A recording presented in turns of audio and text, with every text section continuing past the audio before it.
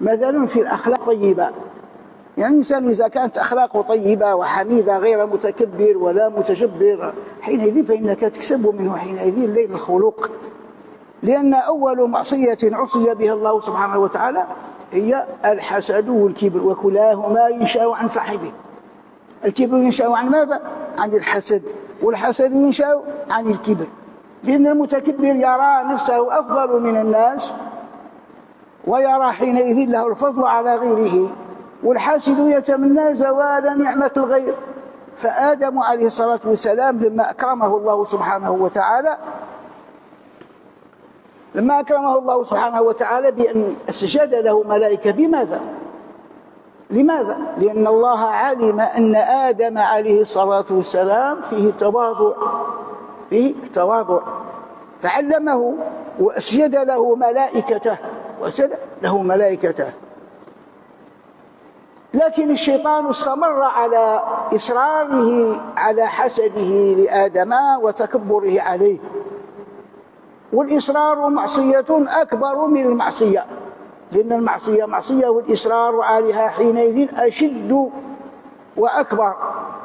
لأن إبليس العنيد بعد أن حسد آدم عليه الصلاة والسلام وتكبر عليه عارض مولاه: أرأيت هذا الذي كرمت علي لئن أخرتني إلى يوم القيامة لأحتنكن ذريته. شوف، هذا إله ربه يقول لي: لا والله لو أخرتني أن نقضي عليهم. هذا العناد، هذا التكبر. لذلك المتكبر لا يتوب. وكل عداوة ترجى إزالتها إلا عداوة من عاداك عن حسد.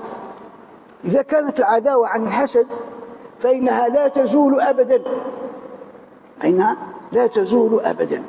لذلك الجليس الصالح هو الذي قال فيه النبي صلى الله عليه وسلم: إن أقربكم مني منازل يوم القيامة أحاسنكم أخلاقا الموطؤون أكنافا الذين يألفون ويولفون. وقال جل وعلا: إنما التوبة على الله للذين يعملون السوء بجهالة ثم يتوبون من قريب. لذلك آدم لما أذنب قال: ربنا ظلمنا أنفسنا وإن لم تغفر لنا وترحمنا أقر بذنبه وسأل مولاه التوبة. أما إبليس لا، إبليس أصر وجعل حينئذ يحلف يمينه: وعزتك وجلالك لأغوينهم، فبعزتك لأغوينهم أجمعين. على مولاه يتكبر على مولاه ويتدبر حينئذ ويتجبر.